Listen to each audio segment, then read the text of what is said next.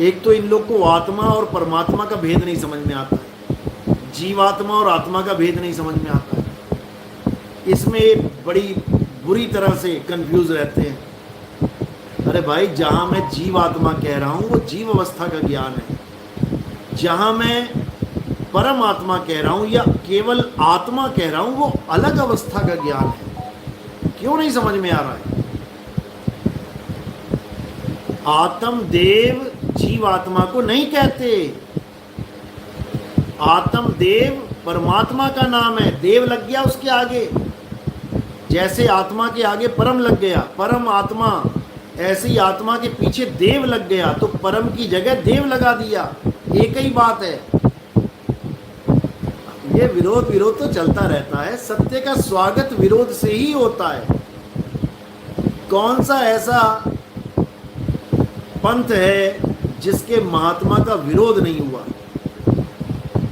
हर पंथ में जो महात्मा आया, सत्य की बात बताई, असत्य को प्यार करने वालों ने उसका विरोध ही किया है। ईसा मसीह को टांग दिया सूली पे, विरोध ही किया है। सुकरात को जहर दे दिया, मीराबाई को जहर दे दिया, रविदास जी को बुरी हालत कर दी उनकी, कबीर साहब को 52 बार मारने की कोशिश की गई, मारा ही गया पर मरे ही नहीं, क्योंकि हमारी तुम्हारी तरह नहीं है वो 5 तत्व के। उनका शरीर तेज पुंज की देहधर आए, काया कबीर कहाए। उनका शरीर इंद्रधनुष की तरह है। देखेगा हाँ सातों रंग दिख रहे हैं, लेकिन कहो पकड़ लूं जाके, या गोलियां मार दूं, या तलवार चला दूं, तो उसमें कुछ नहीं हो सकता। नरेंद्र, आप भगवान को मानते हैं? मानते नहीं, हम भगवान को जानते हैं। मानने का काम उसका होता है जो किसी के मनाने पे मान जाए। हिंदुओं को पंडितों ने मना लिया कि भगवान है, मुसलमानों को काजियों ने मना लिया अल्लाह है, ईसाइयों को पादरियों ने मना लिया हाँ ईसा मसीह है, अभी भी है, और सिखों को भाइयों ने मना लिया। हम मानते वानते नहीं हैं, हम जानते हैं कि परमात्मा क्या है, भगवान क्या है, राम क्या है, कृष्ण जी क्या हैं, अल्लाह क्या है, वाहिगुरु क्या है, कबीर क्या हैं। कैसे जानते हैं आप?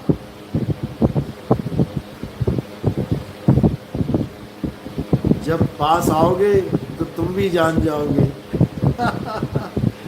वो एक ऐड आती थी बचपन में, हम छोटे छोटे होते थे, कहते थे मेलेडी खाओ खुद जान जाओ। मैं क्या बताऊं क्या स्वाद है।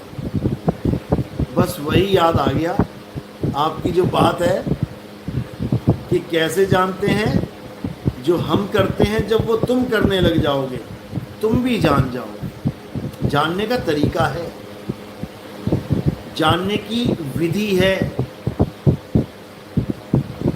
जानने का जरिया है।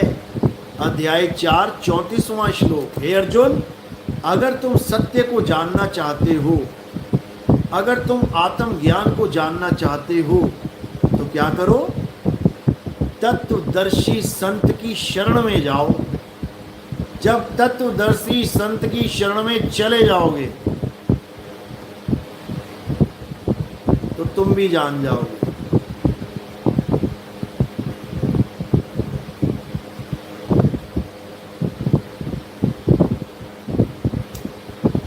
तो कोई बात नहीं, अच्छी बात है, सबको अधिकार है।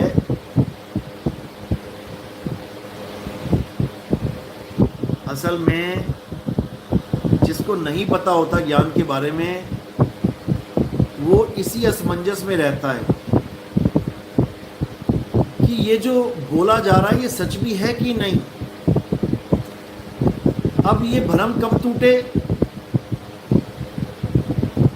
जब सत्य का ज्ञान हो, सत्य का बोध हो, तब ये भ्रम टूटेगा कि ये सच है भी कि नहीं। मैंने कह दिया इस तार में करंट है भाई, मानने वाले ने मान लिया, जिसने मान लिया वो कभी जान नहीं पाएगा। और जो ना माने, मैं नहीं मानता इसमें करंट है, मैं नहीं मानता, तो मैं क्या कहूंगा, ठीक है भैया हाथ लगा ले तू हाथ लगा ले। तो जिसने हाथ लगा दिया वो जान जाएगा। यानी मानने वाले खेल को खत्म कर देना है, जान के रहना है। भगवान भगवान, परमात्मा परमात्मा कोई शब्द थोड़ी नहीं है कि मैंने कह दिया भगवान परमात्मा और तुमने मान लिया हाँ भगवान परमात्मा। ये शब्द के चक्कर में ये सारे भगवान बने बैठे हैं, समझ लो। अगर भगवान परमात्मा शब्द खत्म कर दिया जाए संसार से, सारे भगवानों के नाम हटा दिए जाएं, तो इनकी दुकान खत्म हो जाएगी। क्योंकि ये भगवानों के ही नाम की दुकान चला के बैठे हैं। ये नामों की दुकान है, ये तत्व की दुकान नहीं है। यहाँ पानी का नाम बिक रहा है, पानी नहीं मिल रहा। यहाँ राम का नाम बिक रहा है, श्याम का नाम बिक रहा है, राधे का नाम बिक रहा है। यहाँ राधे श्याम मिल नहीं रहा है, क्योंकि राधे श्याम वैसा है ही नहीं जैसा ये मानते हैं। कृष्ण जी वैसे हैं ही नहीं जैसे ये मानते हैं। कृष्ण जी की जैसे ये पूजा करते हैं, कृष्ण जी वैसे हैं ही नहीं। अगर कृष्ण जी को जानना है तो तत्वदर्शी संत की शरण में जाना पड़ेगा, और वो तुम्हारे सारे मंत्र वंत्र छुड़वा देगा। छोड़ इसको। वो तुम्हारी सारी पूजा पाठ हवन यज्ञ सामग्री छुड़वा देगा, हटा इसको। वो तुम्हारी सारे गंगा यमुना स्नान, तुम्हारे सारे जितने भी पर्वतों के चक्कर लगा रहे हो, परिक्रमा कर रहे हो, सब छुड़वा देगा, हटा इसको। और क्या बताएगा? आत्मा का ध्यान। वो केवल आत्मा का ज्ञान बताएगा। वो तुम्हारा एक निशाना लगवाएगा, केवल अर्जुन की तरह डायरेक्ट। ऐसा नहीं है कि पहले पूंछ में तीर मारूंगा तब जाके आंख में लगेगी, कि पूंछ का आधार लेना पड़ेगा। कोई आधार वाधार नहीं लेना पड़ेगा, सीधा निशाना लगेगा, सीधा। साहिब समझा रहे हैं, निशाना कोई मारे संत सुजान, समझ लो। लेकिन जीव नहीं समझ पाता बेचारा, जन्म मरण के चक्कर में धक्के खाता रह जाता है। सतगुरु मिलता नहीं है, बातें बड़ी बड़ी करके खिसक लेता है। कभी गुदा से निकल जाता है, कभी लिंग से निकल जाता है, कभी नाक से, कभी कान से, कभी आंख से, कभी मुंह से निकल जाता है, और फिर 84 के चक्कर में चला जाता है। तो जब तक भेदी गुरु नहीं मिल गया, भूल जाओ कि तुम्हें कभी परमात्मा का साक्षात्कार हो सकता है। भूल जाओ, जीवन में कभी नहीं हो सकता। इसलिए कबीर साहब भेदी गुरु की महिमा गाते हैं। सोई गुरु पूरा कहावे, 2 अक्षर का भेद बतावे, एक छुड़ावे एक लखावे, तब प्राणी निज घर को जावे। समझ लो। तो जब तक ये बात तुम्हारे समझ में नहीं आ गई, तब तक तुम्हारी भक्ति नहीं बन सकती। तो इसलिए भक्ति करे कोई सूरमा, जात वर्ण कुल खोए। ये सूरमाओं का काम है भक्ति करना। इसमें जात पात धर्म ये सब छोड़ देना है। सब मालिक के जीव हैं, बराबर हैं। हिंदू मुस्लिम सिख ईसाई सब एक हैं, कोई भेद नहीं है। सब मालिक के बच्चे हैं। क्रिश्चियन भी, यहूदी भी, इस्लामिक कंट्रीज़ भी, हिंदू भी, सिख भी, जैन भी, बुद्धिस्ट भी, सब एक मालिक के बच्चे हैं। और सबको प्रकृति ने ही शरीर दिया है। प्रकृति ही सबको शरीरों को पाल रही है, हवा के द्वारा, अग्नि के द्वारा, मिट्टी के द्वारा, जल के द्वारा। किसी के साथ कोई भेद नहीं कर रही है, समझ लो। तो अब क्या करना है? अब एक हो जाना है। हम सब एक थे, एक हैं, एक रहेंगे। जो अलग अलग हो गए हैं केवल 52 अक्षरों की वजह से। 52 अक्षरों का खेल खत्म कर दो, हम फिर से एक हो गए। ये तंत्र मंत्र जंतर भगवानों के नाम सारे हटा दो, आत्मा का ज्ञान पकड़ लो, आत्मा सबके पास है, सबका निशाना आत्मा में लग जाए, आत्मा का ज्ञान हो जाए, आत्म सिद्ध हो जाए, आत्म ज्ञानी हो जाए, बात खत्म हो गई। बस इतनी सी बात है। इस काल भगवान ने जो दुनिया बनाई है, जो मृत्यु लोक बनाया, अगर परमात्मा ने बनाया होता तो ये सतलोक होता, लेकिन ये मृत्यु लोक है। मृत्यु लोक यानी साक्षात काल भगवान का लोक, जहां पल पल तुम्हारी मृत्यु होगी। अध्याय 11 32वां श्लोक पढ़ लेना अच्छे से। क्या बोल रहे हैं? सारी सृष्टि को पैदा करने वाला और खत्म करने वाला मैं काल हूं। ये सृष्टि का रचयिता कौन है? काल भगवान है। ब्रह्मा विष्णु महेश जी के पिताजी हैं ये। इनका नाम है अलख निरंजन। ये अलख निरंजन ने सृष्टि बनाई है, लेकिन कोई अलख निरंजन को जानता ही नहीं है। अलख निरंजन का नाम तो सबने सुना है, लेकिन कोई कहता है भोले शंकर अलख निरंजन है, कोई कह रहा गोरखनाथ अलख निरंजन है, कोई कह रहा भैरवनाथ अलख निरंजन है। किसी को नहीं पता कि अलख निरंजन क्या है। कबीर साहब बताते हैं, साधो निरंजन जाल पसारा, स्वर्ग पाताल रचियो महिमंडल, ये 3 लोक विस्तारा। ये 3 लोक का विस्तार अलख निरंजन का विस्तार है। कैसे किया है उसने विस्तार? इस माया के द्वारा। ये सृष्टि कैसे बनाई है? माया के द्वारा। इसी माया में सबको उलझा उलझा के मारता है, एक को भी नहीं बख्शेगा। बड़ी बड़ी बातें ग्रंथों में लिखवा देगा कि माया को त्यागो, मायावी संसार को त्यागो, लेकिन मायावी संसार के पीछे सबको पागल कर देगा। एक भी ऐसा नहीं है जो माया के संसार को त्यागने के लिए बैठा है, क्योंकि परमात्मा की सृष्टि मान बैठे हैं। और इसको छोड़ के जाओगे कहाँ? ये तुम्हारा पीछा नहीं छोड़ेगा।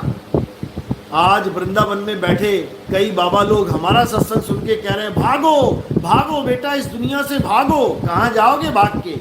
सुदामा भी भागा था, सुदामा भी इस दुनिया से भागा था, चला गया गोलोक। उसके बाद क्या हुआ? राधा का श्राप लगा, राक्षस बन के फिर यहीं आ गया। फिर शिवजी ने उसका संहार किया, शिवजी ने मारा सुदामा को। फिर बताओ, ये तो कहानी लिखी हुई है, इसलिए तुम्हें पता लग गई, हमें पता लग गई। अगर ये कहानी ना लिखी होती तो कौन जानता है कि सुदामा का कत्ल शिवजी के द्वारा हुआ है? कौन जान पाता? सब यही सोचते सुदामा तो चले गए गोलोक, अब तो खूब मक्खन खा रहे होंगे वहाँ पे। मक्खन नहीं खा रहे, यहाँ पर शंकर जी का त्रिशूल खा रहे हैं।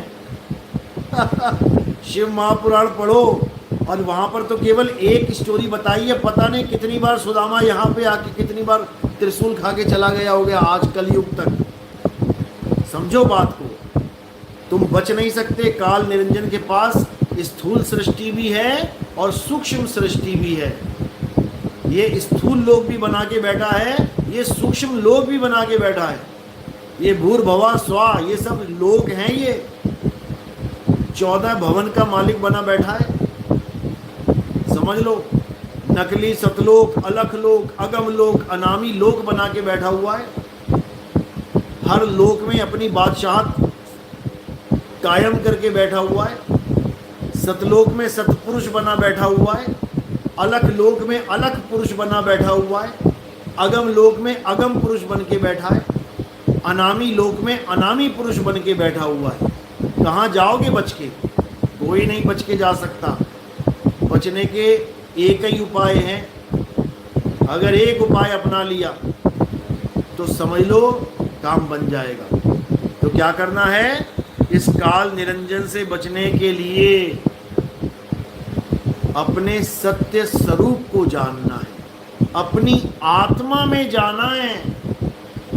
गीता पढ़ो, अध्याय 3 17वां श्लोक। हे अर्जुन, जो अपनी आत्मा में रमण करते हैं, जो अपनी आत्मा में तृप्त हैं, जो अपनी आत्मा में संतुष्ट हैं, उनके लिए कोई धार्मिक कर्म कर्तव्य लागू ही नहीं होता।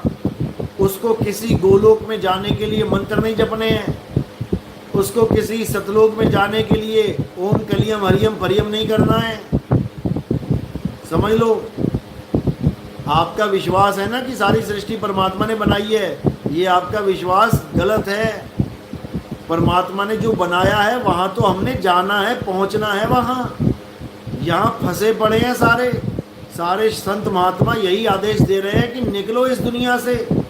पता नहीं काल क्या कर डाले, कब भूकंप ले आए, तुम्हारा घर ही तुम्हारी शमशान घाट बन जाएगा। तुम्हारे ही पैसों से बनी हुई छत तुम्हारे सिर के ऊपर गिरेगी, तुम्हारे सिर के चिथड़े उड़ जाएंगे।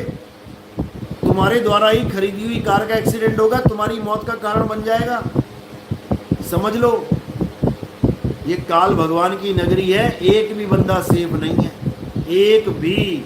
सुबह गए शाम को पक्का नहीं है कि वापस घर आ जाओगे। पता नहीं किसको कब पकड़ के मरोड़ के खा जाए। ये इसका काम ही खाना है, ये इंसानों को खाता है। अध्याय 11 पढ़ लेना अच्छे से। अर्जुन क्या कह रहे हैं, हे महाराज, हे प्रभु, आप कौन हैं? आप कृष्ण जी तो नहीं हो सकते, आप कौन है प्रभु? तो क्या बोले वो, और क्या देखा अर्जुन ने? अर्जुन देख रहा है कि आपके बड़ी बड़ी आंखें, बड़े बड़े मुंह खुल गए, और क्या हुआ, सारी दुनिया के लोग, इंसान, तुम्हारी अम्मा जी, तुम्हारे पिताजी, तुम्हारा भाई, तुम्हारी बहन, तुम्हारे बच्चे, हमारा पूरा खानदान, समझो कहाँ जा रहा है, उनके मुंह में जा रहा है, और सबका वो चूरा बना रहे हैं। जैसे तुम्हारे मुंह में तुम 8-10 दाने डाल दो मूंगफली के, उसके बाद चूरा बनाना शुरू करो, चबाओ उसको, ऐसे चबा रहा है वो इंसानों को। अर्जुन देख के हालत खराब हो रही है उसकी, कह रहा है मुझे शांति नहीं स्थापित हो रही है मेरे मन में, मैं अशांत हो गया हूँ आपका ऐसा विकराल विराट रूप देख के, आपका ऐसा डरावना रूप देख के हालत खराब हो गई है मेरी। सारे गण गंधर्व, देवी देवता, ऋषि मुनि, यक्ष, वसु, सब आपको अचंभित होके देख रहे हैं कि बाप रे बाप, ये कौन आ गया। सब आपको देख रहे हैं। अध्याय 11 28वां श्लोक पढ़ना। और रामपाल जी क्या कहता है कि काल भगवान, उसने कसम खाई है कि वो किसी को दर्शन नहीं देगा। वो सारी भीड़ दर्शन कर रही है उसकी। अर्जुन गवाही दे रहा है कि ये सारे दर्शन कर रहे हैं और बड़े विस्मय होके, बड़े आश्चर्यचकित होके आपका दर्शन कर रहे हैं। और ये रामपाल क्या बता रहा है, रामपाल महाराज क्या बोल रहे हैं, इसको जेल में है ये तो, महाराज तो आज़ाद होता है, बंदी जेल में होता है।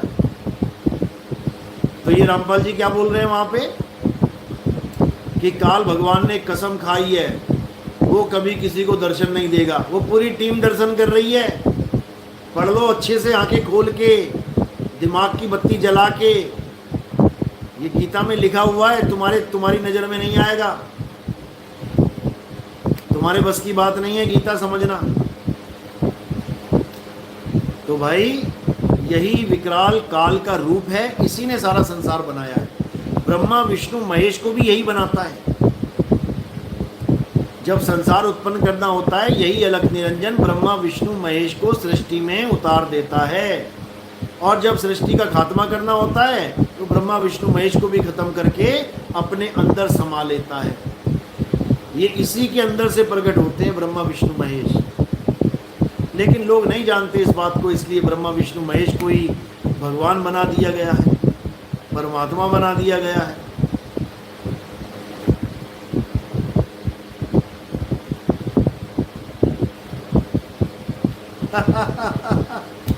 अच्छा, मेरा पंखा दिखाई दे रहा है, बंद है। कबीर मूल ज्ञान, गुरुजी आपका पंखा तो बंद है और आपको पसीना भी आ रहा है, तो ये हवा की आवाज़ क्यों आ रही है? उसके कारण आवाज़ क्लियर नहीं आ रही। बताओ, ये पहले बोल देते, अब बोल रहे जब 1 घंटा हो गया तो। चलो कोई बात नहीं, अब कल मिलेंगे, 1 घंटे से ऊपर हो गया है। साहिब बंदगी सतनाम, जय बंदी छोड़ की, जय सतनाम।